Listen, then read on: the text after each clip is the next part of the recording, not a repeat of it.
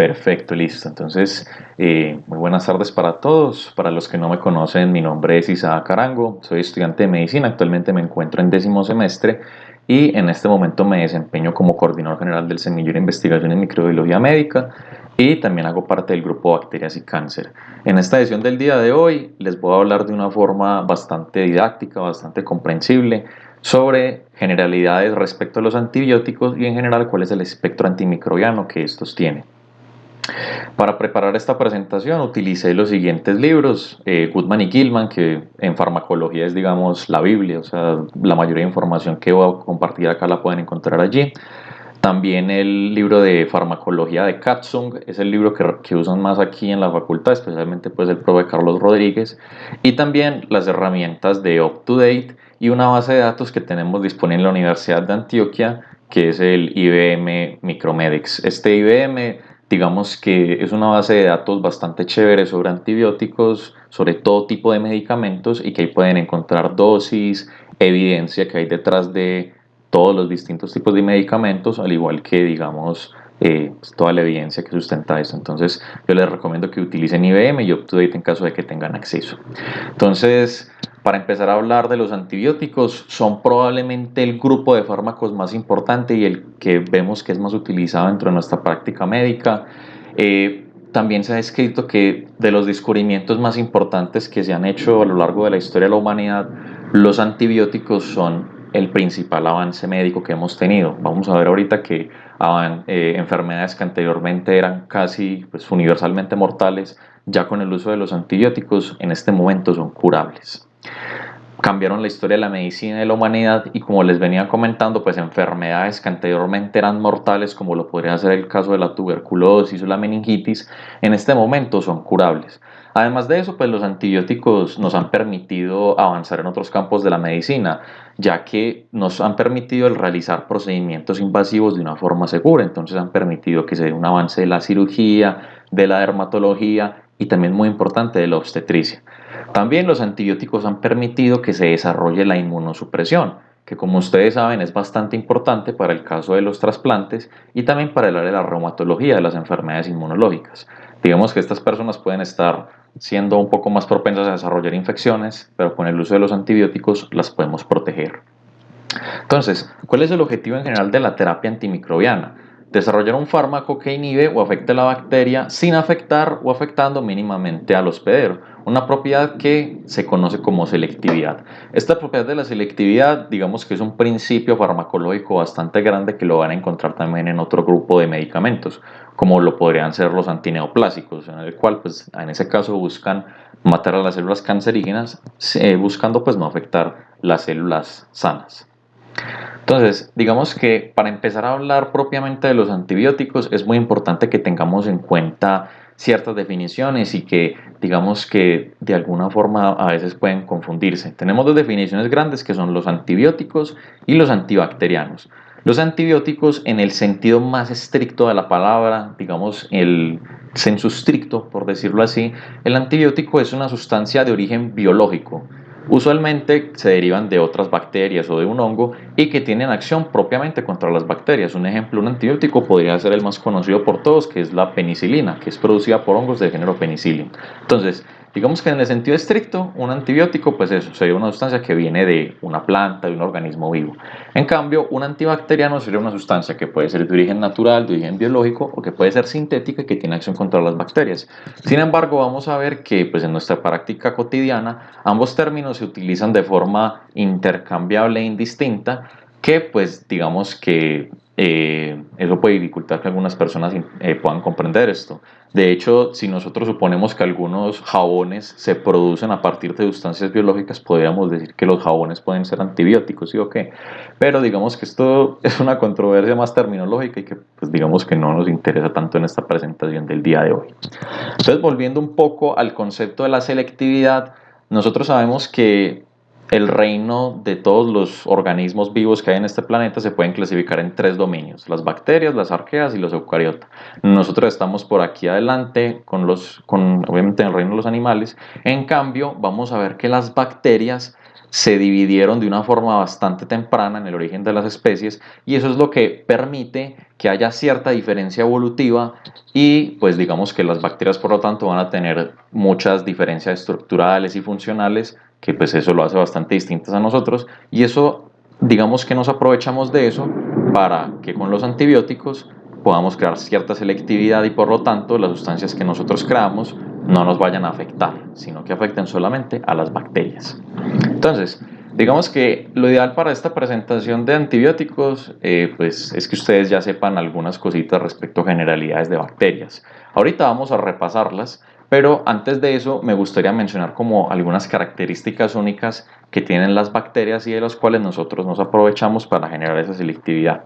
Por ejemplo, las bacterias tienen una pared celular de peptidoglicano, que ahorita vamos a ver es prácticamente el componente más importante del cual nosotros nos aprovechamos para poder crear antibióticos. Para que las bacterias puedan sintetizar esta pared celular, requieren de unas enzimas únicas que prácticamente solamente están presentes en ellas, como lo son las transpeptidasas y las transglicosilasas, que en conjunto estos dos tipos de enzimas se conocen como PBPs. Un segundito, debo acceder a esta persona. Listo. Continuamos. Aquí, puntero láser, ¿cierto? Entonces tienen enzimas únicas para sintetizar su pared celular.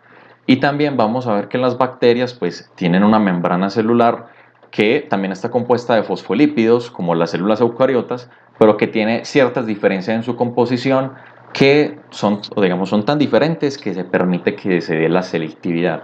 Sin embargo, a veces los antibióticos que nosotros creamos aprovechándonos de esos fosfolípidos, de esa membrana celular, pueden ser tóxicos para nosotros. Además, vamos a ver que los ribosomas bacterianos van a tener una subunidad 70S compuesto por dos subunidades 50S y 30S. En cambio, pues el ribosoma eucariota es 80S. También va a haber ciertas diferencias estructurales en enzimas claves que también están presentes en las eucariotas. Por ejemplo, las bacterias también tienen RNA polimerasa, también tienen DNA topoisomerasas. Recordemos que las topoisomerasas son las que permiten el superenrollamiento y las que le otorgan como esa estructura tridimensional al DNA. Y también van a tener diferencia en cuanto a las folatorreductasas. Las folatorreductasas son unas enzimas que se necesitan pues para la síntesis de purinas, y ustedes van a ver que las bacterias, digamos que tienen que crear ellos mismos esos precursores de las purinas. En cambio nosotros los eucariotes lo que hacemos es captar del medio los folatos y ya con eso pues sintetizar pues las purinas y los aminoácidos, etc.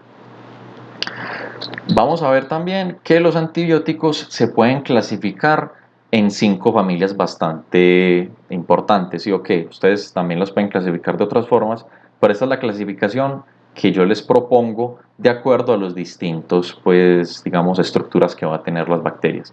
Vamos a tener unos agentes que son activos contra la pared celular, otros que son activos contra la membrana celular, otro tipo de antibióticos que van a tener la capacidad de inhibir la síntesis proteica, antibióticos que van a ser capaces de inhibir la síntesis o función de los ácidos nucleicos, y otros medicamentos, otros antibióticos que van a inhibir la síntesis de folatos. Entonces, empecemos con la primera gran familia de antibióticos, que son los agentes activos contra la pared celular. Entonces, repasando un poquito pues de generalidades de bacterias, encontramos que la pared celular bacteriana está compuesta de peptidoglicano, también lo llaman en los libros como PEPC. Péptido, pues aminoácidos, glicano, azúcares, ¿sí o qué?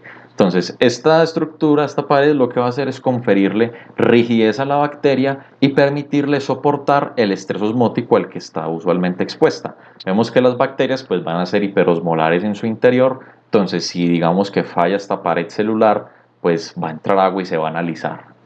La clasificación más grande que hay de las bacterias es en gram positivas y gram negativas, de acuerdo a las características que va a tener su pared. Vemos que en este esquema tan chévere, aquí pueden ver mejor la estructura de la bacteria. Las bacterias gram positivas van a estar compuestas esencialmente de una membrana celular que contiene fosfolípidos y una pared celular bastante gruesa de peptidoglicano que va a contener de 40 a 50 capas. Es decir, pared celular, y aquí va a tener bastante peptidoglicano. Esta pared, como pues tiene una gran cantidad de azúcares, va a ser permeable. Muy importante que tengan en cuenta esto.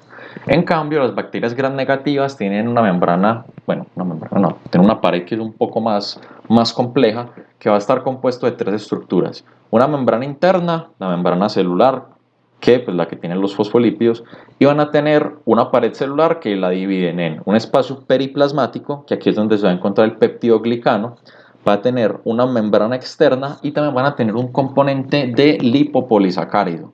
Aquí obviamente pues el componente peptidoglicano es menor y esta última pared que tienen de lipopolisacárido, de ácidos grasos, va a hacer que sean impermeables. Por lo tanto, esto va a hacer que sea un poco más complicado desarrollar antibióticos contra las bacterias gram negativas, porque algunas veces van a tener que penetrar esa capa de lipopolisacárido.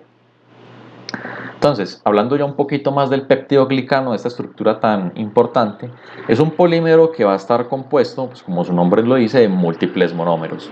Cada monómero de peptidoglicano va a estar compuesto de dos azúcares, el ácido N-acetilmurámico y N-acetilglucosamina. Estos dos azúcares van a estar unidos a través de un enlace beta 1,4. Y además de ese peptidoglicano, además de estar compuesto pues, de estos dos azúcares, va a tener un pentapéptido, aquí lo podemos ver, que va a estar terminado en dos alaninas, en dos D-alaninas. De hecho, algo muy curioso es que las bacterias son los únicos microorganismos que tienen aminoácidos en isoforma D. ¿Sí? Okay. Este monómero de peptidoglicano va a ser sintetizado en el citoplasma de la bacteria, se va a formar gradualmente y cuando están listos estos monómeros se exportan hacia la pared celular como unos bloquecitos. Ya en la pared celular, pues en estos enlaces se va a ir formando, digamos, una hebra más grande de peptidoglicano. Entonces, en esta parte me parece muy importante que presten bastante atención, que es donde se van a dar algunas reacciones que son las que, digamos, ahorita nos van a permitir entender mejor los antibióticos.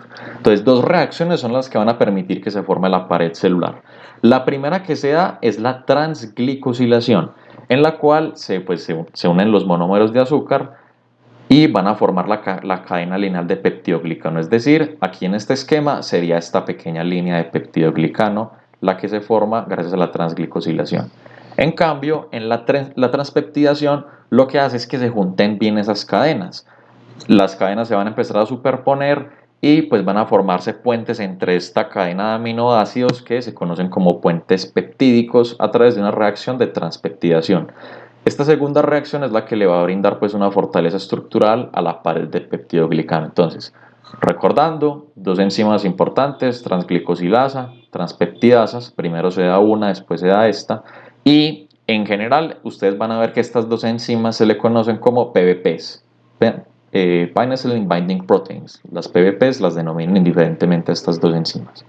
Entonces, recapitulando y en resumen, primero, para formarse peptidoglicano se tiene que sintetizar en el citoplasma, los monómeros, los bloquecitos, se van exportando hacia la pared celular. Después, ahí en la pared ocurre la reacción de transglicosilación, que va a hacer que se formen las cadenas de peptidoglicano.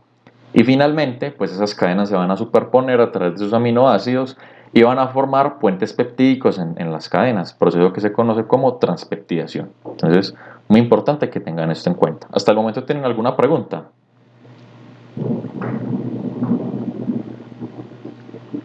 Perfecto. Si no tienen preguntas, saben que me pueden interrumpir en cualquier momento. Entonces, continuemos. Para hacerlo más sencillo, vamos a ver que, digamos que estos tres pasos van a ser unos blancos de ciertos antibióticos. Entonces, empecemos con los inhibidores de la pared celular. Por ejemplo, el caso de la fosfomicina. La fosfomicina va a actuar inhibiendo la síntesis de monómero de peptidoglicano en el citoplasma. Es decir, va a bloquear este primer paso de aquí. Otro ejemplo que tenemos de antibióticos son los glicopéptidos, que van a inhibir la transglicosilación, el paso 2. Y finalmente tenemos los beta-lactámicos, que son los que inhiben la transpeptidación y bloquean el paso 3.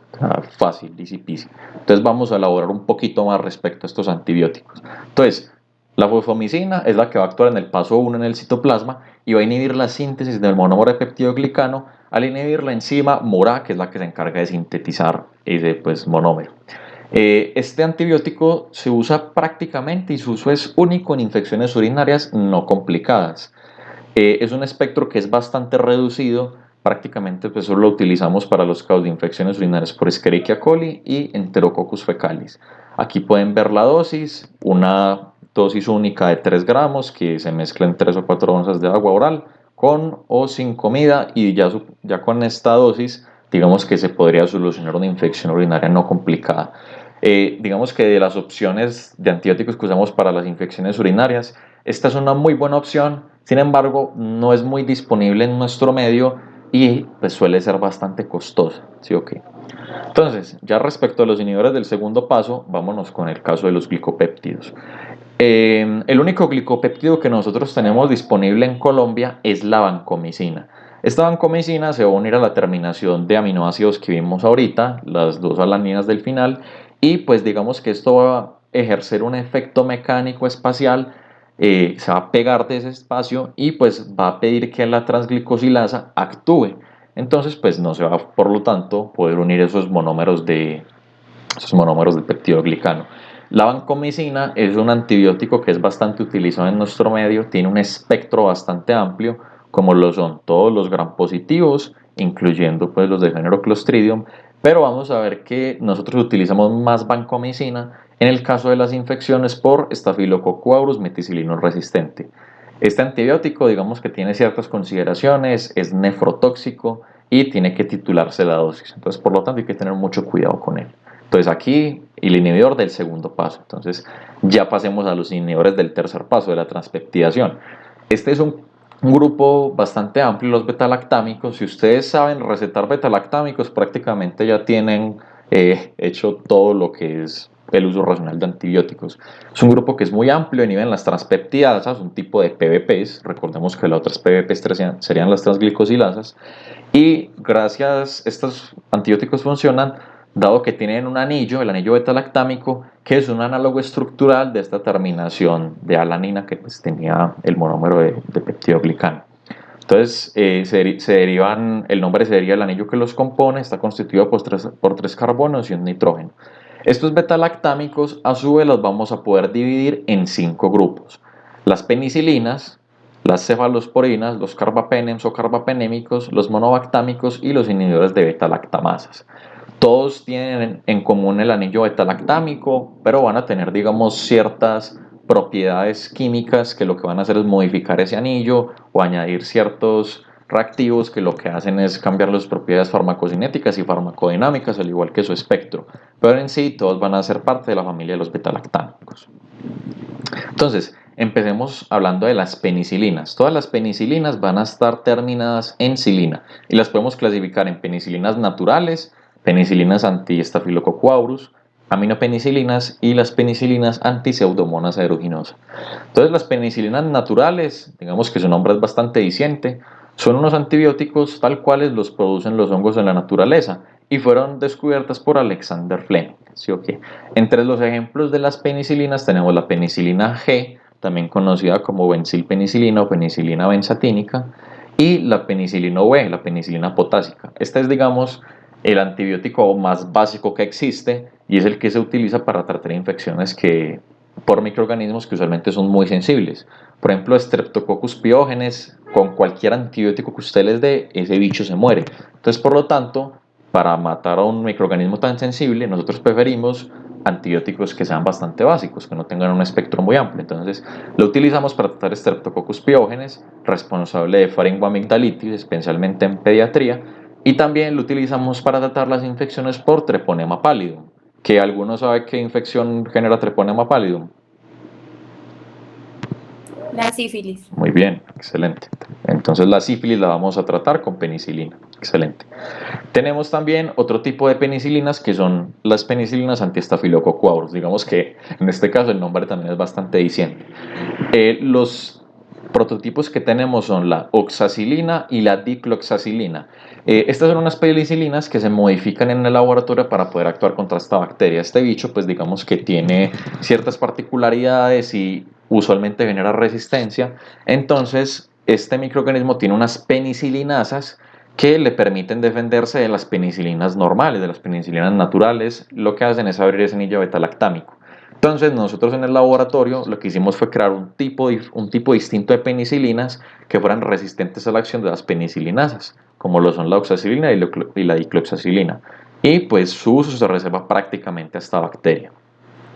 También tenemos las aminopenicilinas, que también se conocen como penicilinas de amplio espectro, Y en ese caso tenemos uno de los medicamentos más recetados en Colombia, que es la amoxicilina, que se utiliza por vía oral. Y también tenemos la ampicilina, que pues son compuestos exactamente iguales, sino que pues lo único que cambia es su presentación, su vía de administración, que en este caso sería por vía intravenosa. Su uso es para infecciones bastante frecuentes y pues por bastantes microorganismos, porque como su nombre lo dice, son de amplio espectro. Por ejemplo, infecciones por Enterococcus fecalis, Streptococcus, todos los que quieran, Piógenes, neumonía, etcétera, Haemophilus influenzae y Peptostreptococcus. O sea, si ustedes se pueden imaginar la amplia gama de infecciones que generan estos microorganismos, pues se pueden dar una idea de para qué lo uso. Y también tenemos un último grupo de penicilinas que son las penicilinas antiseudomonas aeruginosa. Antiseudomonas aeruginosa. Y en este caso, pues digamos que su nombre no es tan obvio porque solamente encontramos la piperacilina y ustedes van a ver que es prácticamente imposible ustedes encontrar piperacilina sola. Lo que uno encuentra usualmente es piperacilina tazobactam y ese piperacilina tazobactam se utiliza para muchísimas infecciones, incluidas las que son por Pseudomonas aeruginosa. Pero la piperacilina sola es un antibiótico que es específicamente contra Pseudomonas. Luego seguimos con los betalactámicos también, pero en este caso vamos a hablar de las cefalosporinas. Las cefalosporinas van a empezar por cef y se van a dividir por generaciones. En la primera generación es la cefalexina y hay otros antibióticos, pero este es como me gustaría mencionarlos porque es el que más se usa. Los de primera generación ustedes los identifican porque empiezan con cef y siguen con una cefalexina. Los de segunda generación también una cef, pero siguen de una O a una U, como la cefuroxima. Los de tercera generación tenemos la ceftriaxona. De los cefalosporinas, la ceftriaxona es la que más se utiliza, dado que es el que tiene la vida media más larga y tiene la capacidad de atravesar la barrera hematoencefálica. Por lo tanto, este es un antibiótico que lo utilizamos de primera línea para los casos de meningitis. ¿Sí o qué? Y también tenemos la ceftazidima, que es una cefalosporina que también tiene acción específica contra bacterias del género Pseudomonas. De cuarta generación tenemos la cefepina y de quinta generación la ceftarolina, que este se utiliza bastante para las infecciones por estafilococo meticilino resistente.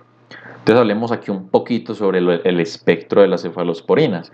Las cefalosporinas de primera generación, como lo es el caso de la cefalexina, la vamos a poder utilizar para infecciones por cocos gram positivos, usualmente pues digamos que los que son bastante sensibles a algunas cepas de estafilococo, y también para algunos microorganismos gram negativos, por ejemplo E. coli, Proteus, Klebsiella. Si ustedes digamos en un poquito más de infecciones, van a ver que estos microorganismos son los que causan usualmente infecciones del tracto urinario no complicadas. Entonces, mujeres con ITU no complicado, usualmente uno les puede mandar también, además de la fosfomicina, cefalexina. Para el caso de las cefalosporinas de segunda generación, vemos que el espectro se amplía para el caso de los gram negativos, ya también cubre Haemophilus influenzae, Enterobacter, Neisseria, Serratia. Y para el caso de las cefalosporinas de tercera generación, vamos a encontrar que pues, van a tener un espectro bastante amplio contra bacterias gram negativas. Son excelentes contra Haemophilus y también contra Neisseria. Entonces, lo que les mencionaba ahorita. Si Neisseria meningitis, pues genera meningitis y este antibiótico tiene bastante capacidad para atravesar la barrera hematoencefálica, lo vamos a poder utilizar para tratar la meningitis. Y también otra bacteria del género Neisseria podría ser Neisseria gonorrhoeae. Entonces las personas que presenten pues, una infección por gonorrea, también se les puede administrar ceftriaxona. También se puede utilizar contra neumococo. Cefepime, pues ya son otros antibióticos que tienen un espectro más amplio, pero que son muy poco utilizados debido a que son muy potentes y muy costosos, y se puede utilizar para el caso de neumonías intrahospitalarias graves. Ya la ceftarolina, como les mencionaba, se utiliza para casos de estafilococo meticilino resistente y otros casos especiales. Y aquí, pues aquí está como el pastel de uno cuando utiliza las cefalosporinas de tercera generación. Uso de primera elección en casos de meningitis, neumonía adquirida en la comunidad, infecciones por gonorrea, fiebre tifoidea, enfermedad de Lyme diseminada, etc. Luego, siguiendo también aquí en los betalactámicos, hablemos de los carbapenems. Los carbapenems son los antibióticos más potentes que existen. O sea, difícilmente se pueden encontrar otros antibióticos que tengan una mayor capacidad para eliminar bacterias. Presentan una estructura diferente en su anillo metalactámico y sus radicales, lo cual lo hace que sean resistentes a la mayoría de beta-lactamasas. Beta-lactamasas son enzimas que tienen las bacterias para destruir beta-lactámicos, ¿sí o qué? Son bastante útiles para tratar infecciones por bacterias multiresistentes y su uso tiende a ser bastante restringido en muchos hospitales, es decir, prácticamente los únicos que pueden recetar carbapenémicos son los infectólogos, los especialistas en enfermedades infecciosas. Su uso es bastante amplio para gérmenes gram positivos, gram negativos y también tienen buena acción contra anaerobios estrictos. Entre los prototipos que más utilizamos son el imipenem y el meropenem. Por ejemplo, ¿en qué infecciones podríamos utilizar un carbapenem? Podría ser el caso de una infección, una neumonía asociada a la ventilación mecánica por un microorganismo aislado que sea resistente, por ejemplo, Pseudomonas aeruginosa. Ese podría ser un candidato para utilizar un carbapenem. Finalmente también tenemos aquí los monobactámicos. Vamos a ver que, digamos que esta es una familia que nada más está conformada por un antibiótico que es el Asteronam y que pues va a tener un espectro más reducido a comparación de los carbapenems. Y usualmente se utilizan para tratar infecciones por bacilos gram negativos y tiene algo bueno que es resistente a muchas beta-lactamasas. Entre sus usos principales tenemos pues, bacilos gram negativos resistentes, como lo puede ser el caso de Pseudomonas aeruginosa, y también en pacientes que tienen fibrosis quística, debido pues, a esta alteración que tienen estas personas, van a ser propensas a ser colonizadas por microorganismos multiresistentes. Entonces, en personas que tienen fibrosis quística y se presentan con una infección, con una neumonía, digamos que sería pertinente utilizar de una vez un antibiótico que tenga un espectro específico, como lo podría ser el caso de la Asteronam. Ya en esta última clasificación tenemos los inhibidores de beta-lactamasas. Ustedes van a ver que alguna literatura no clasifica esto como antibióticos porque estos son unas sustancias que en sí no tienen una capacidad de matar a la bacteria. Lo que van a hacer es ayudar a que, digamos, el antibiótico sea capaz de vencer una resistencia que tenga una bacteria y así matarla. Entonces, las beta-lactamasas son unas enzimas que poseen las bacterias para defenderse de los beta-lactámicos. Las beta-lactamasas se pueden dividir en tres familias: las penicilinasas, que como su nombre lo dice, destruyen las penicilinas. Segundo, tenemos las cefalosporinasas, que se pueden dividir en beta-lactamasas de espectro extendido, que estas se transfieren a través de plásmidos y tienen la capacidad de inactivar todas las penicilinas y todas las cefalosporinas. Y también las cefalosporinasas se clasifican como las AMC, o también conocidos como cefalosporinasas cromosomales. Este tipo de beta-lactamasas tienen la capacidad de destruir todas las penicilinas y todas las cefalosporinas hasta las de tercera generación. Las de cuarta generación y las de quinta generación tienen la capacidad de sobrepasar la capacidad de las AMC. Y finalmente tenemos las carbapenemasas, que pues tienen la capacidad de destruir prácticamente cualquier antibiótico perteneciente a la familia de los beta-lactámicos. Entonces, lo que hacen los inhibidores de beta-lactamasas es, digamos, inhibir la actividad de estas enzimas bacterianas. Lo complicado es que en este momento solamente tenemos inhibidores de las beta-lactamasas que actúan sobre este primer grupo, sobre las penicilinasas. No tenemos inhibidores que actúen sobre las cefalosporinasas ni sobre las carbapenemasas. Entonces, entre ejemplos de inhibidores de beta-lactamasas que tenemos sulbactam, que usualmente se combina con ampicilina. Entonces, la presentación sería ampicilina, sulbactam. Y anteriormente también teníamos cefoperazona, sulbactam, pero esta última combinación tuvo que ser descontinuada por la alta toxicidad que presentaba. También tenemos otro inhibidor que es el clavulanato o ácido clavulánico, que se combina con amoxicilina y este tiene presentación oral, entonces sería amoxicilina clavulanato. Y finalmente tenemos el tazobactam, que se combina con piperacilina y pues la presentación sería piperacilina tazobactam, que como les mencionaba ahorita, pues piperacilina es un antibiótico que tiene una acción específica contra pseudomonas, pero cuando se combina con este tazobactam, el espectro amplía muchísimo. Y de hecho, ustedes van a ver que, por ejemplo, la piperacilina tazobactam es el antibiótico que más se receta aquí en Medellín para tratar infecciones del tracto respiratorio inferior. Entonces, ya pudimos aquí terminar esta primera clasificación de antibióticos, que son los agentes activos contra la pared celular. Las otras clasificaciones son un poquito más sencillas, pero antes me gustaría saber si tienen alguna duda respecto a este primer grupo de antibióticos de los agentes activos contra la pared celular.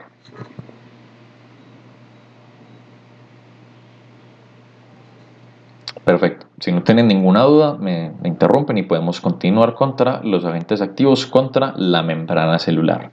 Entonces, recordemos que la membrana celular entre los procariotes y los eucariotes pues va a tener diferencias estructurales, pero también van a tener obviamente similitudes y eso va a hacer que tengan a tener cierta toxicidad. Entre los agentes activos contra la membrana celular tenemos solamente dos grupos, que son las polimixinas, como lo son la colistina y la polimixina B, y los lipopéptidos, que son la aptomicina, que es el único que pertenece a este grupo de antibióticos. Entonces, empecemos con las polimixinas. El prototipo que tenemos son la colistina y la polimixina B. Hay otro tipo pues de polimixinas, pero no las vamos a mencionar.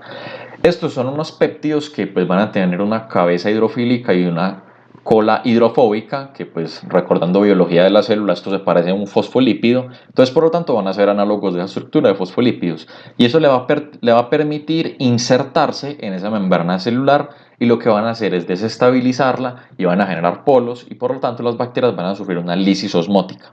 Estos son unos antibióticos que son bastante antiguos, se descubrieron en la década de los 50, pero se descontinuaron porque eran supremamente nefro y neurotóxicos.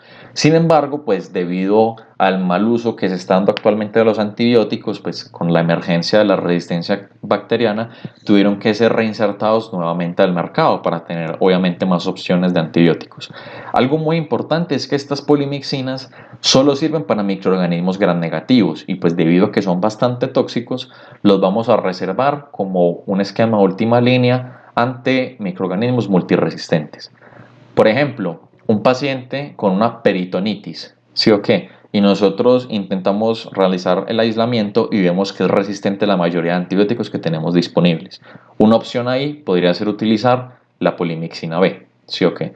Entonces, las peritonitis usualmente son ocasionadas por microorganismos gram negativos, entonces en este caso lo podríamos utilizar. El otro grupo que pertenecen pues, a los agentes activos contra la membrana celular, tenemos la aptomicina, el único medicamento que pertenece a esta familia. También es un análogo de fosfolípidos, pero este tiene una característica muy especial y es que va a requerir de calcio para actuar y eso pues, va a ser como la primera interacción que tiene.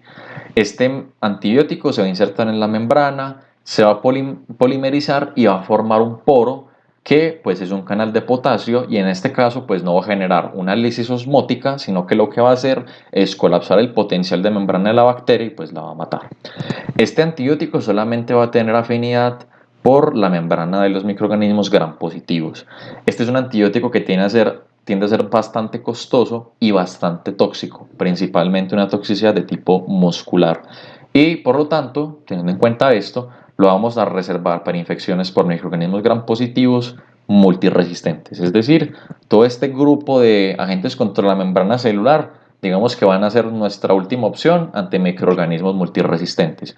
Polimixina y colistina para gram negativos y daptomicina para gram positivos. Luego podemos seguir ya con la siguiente familia de antibióticos que son los inhibidores de la síntesis proteica. Para hablar en sí de este grupo de medicamentos me parece pues bastante importante que recordemos un poquito las diferencias en cuanto a los ribosomas de los procariotas y de los eucariotas. Los procariotas tienen una unidad 70S mientras que los eucariotas tienen una unidad 80S. En los procariotas esta subunidad se divide en una subunidad 50S que pues a su vez se puede dividir, está conformada por 5 cadenas de RNA ribosomal más 23 y 34 proteínas y una subunidad 30S que está conformado por RNA ribosomal 16S y 21 proteínas. En cambio, vamos a ver que el ribosoma eucariota pues va a tener una conformación que es bastante distinta. Y estas diferencias es lo que permiten la selectividad de la cual venimos hablando y por lo tanto los agentes que inhiben la síntesis proteica pues van a inhibir la síntesis proteica bacteriana, pero no van a inhibir la síntesis proteica de nuestras células eucariotas. Entonces, podemos empezar hablando de los inhibidores de la subunidad 50S. Este es un grupo que tiene bastantes familias de antibióticos. Entonces, el primero a mencionar son los macrólidos. Entre los macrólidos podremos encontrar la eritromicina, todos terminan en micina, la claritromicina y la acitromicina. Las principales diferencias entre estos tres antibióticos es la vida media de ellos. La eritromicina es de un día, la claritromicina es de 3 días y la acitromicina es de una semana. Entonces, digamos que eso nos va a permitir que la dosis sea administrada en intervalos pues más amplios. Por ejemplo, en acitromicina para una infección podemos dar simplemente una sola acitromicina y ya se puede solucionar la infección. ¿Cuándo lo utilizamos? En microorganismos atípicos. ¿Cuáles son los microorganismos atípicos? Los que tienen una pared celular que digamos no es lo usual. Por ejemplo, Mycoplasma pneumoniae, un microorganismo que genera pues, infecciones del tracto respiratorio inferior, que genera neumonía. Usualmente la podemos tratar con este tipo de antibióticos, con acitromicina. También clamidia se puede tratar con acitromicina, ese microorganismo que va a generar pues un síndrome de descarga uretral similar a la gonorrea, pero con ciertas diferencias. Entre otros inhibidores de la subunidad 50S tenemos las lincosamidas. Su prototipo sería la clindamicina y la lincomicina. La clindamicina vamos a ver que se utiliza bastante en las infecciones de piel que son ocasionadas por Staphylococcus aureus. Se utiliza bastante, pero eso no significa que sea un buen uso. La mayoría de Staphylococcus aureus, prácticamente más o menos el 80 al 90% son meticilinos sensibles. Entonces se podrían tratar con otros antibióticos que no tienen, digamos, una potencia tan alta como lo podría ser el caso de la clindamicina. Entonces lo vamos a preferir por infecciones de piel, por Staphylococcus meticilino resistente e infecciones de piel que sean complicadas. Entonces, se receta bastante para infecciones de piel, pero no es lo usual, no es lo correcto, perdón. Luego también tenemos el cloranfenicol. Este es un antibiótico que, al igual que la polimixina y lo otro que les mencioné, pues tiene un espectro amplio, pero que es muy tóxico. Este cloranfenicol produce una anemia plástica que puede ser fatal en una de cada 25.000 a 40.000 personas que lo reciben. Este efecto adverso es 99% fatal y no se puede predecir quién lo tendrá. Y se trata de una toxicidad idiosincrática. Entonces, primero, pues este antibiótico no es bastante utilizado por esa toxicidad que puede presentar y por el riesgo que, digamos, puede conllevar eso. Pero, digamos, lo positivo es que tiene un espectro bastante amplio. Entonces, ahí tendríamos que entrar a ponderar el riesgo y el beneficio para tratar la infección del paciente. Luego tenemos este grupo con pronunciación bastante difícil, las oxazolidinonas. Aquí el prototipo sería el linezolid, que va a tener un espectro prácticamente igual al de la vancomicina, pero va a ser menos tóxico, pero también va a ser mucho más costoso. Y finalmente tenemos el grupo de las pleuromutilinas, como lo es el caso de la lefamulina. Este es un antibiótico que es bastante nuevo y pues no lo tenemos disponible en Colombia, entonces pues no les voy a comentar como para qué se utiliza. Estos eran los inhibidores de la subunidad 50S. Aquí ya podemos hablar un poquito más de los inhibidores de la subunidad 30S. Aquí tenemos unos antibióticos bastante utilizados que son los aminoglicósidos, como lo son la gentamicina, la amicacina y la streptomicina. Ustedes van a ver que incluso en algunos hospitales estos son los antibióticos que se utilizan de primera línea para el caso de infecciones del tracto urinario. Aquí se prefieren más en infecciones de tracto urinario complicadas y también las podemos utilizar para tratar microorganismos atípicos, es decir, las que tienen esos cambios en la pared que los hace similares, por ejemplo, a micoplasma, a clamidia, etc. También tenemos las tetraciclinas y pues como prototipo tenemos la tetraciclina y la doxiciclina, terminados en ciclina. Estas son una clase de antibióticos que también tienen un espectro bastante amplio y se pueden utilizar para una gran multitud de infecciones, incluso de microorganismos que se conocen como microaerofílicos, es decir, que necesitan CO2 para crecer, como lo podría ser el caso del Helicobacter pylori. Y las glicilciclinas son una especie de tetraciclinas modificadas, se derivan de este grupo y que se desarrollaron para vencer algunos mecanismos de resistencia que las podrían, digamos, hacer inefectivas. Entonces, ya habiendo repasado esto, pues ya tenemos los inhibidores de la pared celular, ya lo sabemos, los de la membrana celular ya, y también ya tenemos bastante conocimiento acerca de los inhibidores de la síntesis proteica. Entonces podemos continuar con los inhibidores de la síntesis y función de los ácidos nucleicos. Este es un grupo que es bastante pequeño y pues digamos que es relativamente sencillo. Tenemos el caso de los netroimidazoles. Entre los netroimidazoles tenemos un antibiótico que pues también a algunas personas no les gusta clasificarlo como un antibiótico porque también sirve contra parásitos, que se conoce como metronidazol. Este medicamento tiene la capacidad de atacar directamente el ADN y lo rompe. Tienen cierta característica y son profármacos y por lo tanto van a requerir que se dé una activación. Esta activación solamente se da en la ausencia de oxígeno o en ambientes que tengan muy poco oxígeno, como es el caso de los microorganismos microaerofílicos. Si hay oxígeno en el medio, pues no se va a activar. Entonces, por lo tanto, lo vamos a utilizar para el tratamiento de infecciones por parásitos, como lo podría ser Giardia protozoos, anaerobios, como lo podría ser el caso de Clostridium, o microaerofílicos, como lo podría ser el caso de Helicobacter pylori. Luego tenemos este otro grupo de medicamentos, los nitrofuranos, y tenemos la nitrofurantoína. También existe cierta controversia sobre si este es digamos, un antibiótico, si les gusta clasificarlo así, porque en algunos libros lo denominan es como antisépticos urinarios, ¿sí o qué? Este también va a tener la capacidad de atacar directamente el DNA y otras biomoléculas y solamente son activos en orina. Entonces, por lo tanto, eso nos lleva a utilizarlo como medicamento de primera línea para el tratamiento de las infecciones urinarias no complicadas, E. coli. Entonces, ya de acuerdo a lo que hemos visto, hay bastantes opciones para el tratamiento de itus, pero ya de acuerdo a su conocimiento, a la disponibilidad, al costo, ustedes pueden decidir cuál medicamento utilizar. Se utilizan nitrofurantoína, se utilizan fosfomicina, se utilizan amicacina, se utilizan otro antibiótico, ¿sí o qué? Y finalmente tenemos otro grupo de medicamentos que son las rifamicinas, como lo podría ser el caso de la rifampicina. Estos medicamentos tienen la capacidad de inhibir la actividad de la RNA polimerasa, específicamente pues se unen a la subunidad beta y por lo tanto van a inhibir la síntesis de RNA y proteínas. Nosotros cuando utilizamos rifampicina, en el caso de infecciones por micobacterias, como lo podría ser el caso de Mycobacterium tuberculosis que genera la tuberculosis, pero también se puede utilizar para la lepra y para infecciones por el complejo Mycobacterium avium intracelular.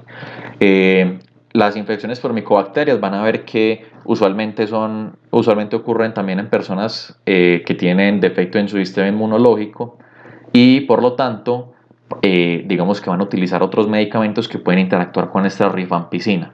Entonces digamos que la rifampicina es un medicamento prototípico, o sea, es como el que yo les menciono aquí porque es el más usado, pero en personas que tengan VIH, por ejemplo, uno no utiliza rifampicina, sino que puede utilizar la rifabutina para no tener que interactuar con por ejemplo, ¿cómo se llaman estos? Pues los que utilizan para la terapia antirretroviral, que la rifampicina interactúa con ellos.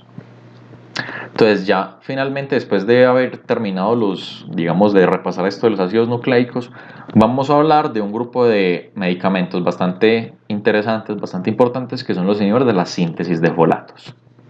Entonces, para hablar un poquito, digamos que antes de mencionar los antibióticos, hay que mencionar que, a diferencia de las eucariotas, las bacterias deben de sintetizar los folatos a partir de precursores como la pteridina y el PABA. PABA significa ácido paraaminobenzoico. El ácido tetrahidrofólico en la forma activa es esencial para la síntesis de purinas y por lo tanto del DNA. Digamos que este ácido fólico nosotros lo tenemos, tetrahidrofólico lo consumimos en la dieta, en cambio las bacterias tienen que obtener esos sustratos a través de la propia síntesis de ellos. Entonces eso nos permite también entender un poquito, digamos, cuál va a ser el mecanismo de acción de esta clase de medicamentos, como lo puede ser los inhibidores de la síntesis de folatos. Acá tenemos un pequeño esquema en el cual les explico la síntesis de purinas. Déjenme yo borro esto de aquí que no debería ir aquí. Entonces, lo primero que tenemos es el precursor conocido como el ácido paraaminobenzoico, el PABA. Después, por acción de esta enzima conocida como la dihidroteroatosintasa, se sintetiza el ácido dihidrofólico. Y luego la dihidrofolato reductasa va a dar el ácido tetrahidrofólico. Y ese ácido tetrahidrofólico pues, se va a utilizar para la síntesis de purinas y por lo tanto del ADN. Entonces, vemos que las bacterias van a tener que hacer toda esta vía desde el PABA hasta el ácido tetrahidrofólico para poder sintetizar DNA. En cambio, las bacterias, nosotros solamente tenemos la dihidrofolato reductasa. Entonces nosotros este ácido dihidrofólico lo obtenemos del medio exterior y lo incorporamos a nuestra vía metabólica. Entonces, pues digamos que solamente las bacterias, algunos protozoos tienen esta dihidroteroato sintasa y eso nos ha permitido a nosotros aprovecharnos de esa enzima única para poder inhibirla a través de un grupo de antibióticos como lo son las sulfonamidas. Entre estas sulfonamidas, el más importante y el único es el sulfametoxazol, el SMX que también le dicen el sulfametoxazol, inhibe la dihidroteroato sintasa. Y también esta segunda reacción tenemos un medicamento que lo puede inhibir, que pertenece al grupo de las diaminopirimidinas, que es el caso del trimetoprim. Estos dos compuestos activos se utilizan en una única presentación conocida como trimetoprim, sulfametoxazol, TMP-SMX, o ustedes van a conocer que lo dicen vulgarmente como el trimetoprim sulfa. Como estas vías metabólicas y enzimáticas están presentes en tantísimas bacterias, por lo tanto va a ser un antibiótico de amplio espectro. Lo podemos utilizar también en infecciones del tracto urinario, se utilizan en otitis, especialmente en otitis externa, y también se puede utilizar, esto ya es para una infección por hongos, como es el caso de la infección oportunista por Pneumocystis jirovecii. Entonces, digamos que ya habiendo repasado todos estos blancos moleculares de los antibióticos, a mí me gustaría invitarlos a que, por su cuenta, de acuerdo a lo que vimos en esta presentación, rellenen como este pequeño mapa conceptual en el cual ahí están clasificados los distintos antibióticos de acuerdo a su mecanismo de acción y pues el blanco molecular que tiene. Entonces le pueden tomar pantallazo a esto, yo se los voy a mandar al grupo de WhatsApp, digamos, del PDF aquí limpio, como para que sea un pequeño ejercicio en el cual puedan repasar mejor los tipos de antibióticos y, digamos, sus blancos moleculares. No sé si tengan alguna pregunta.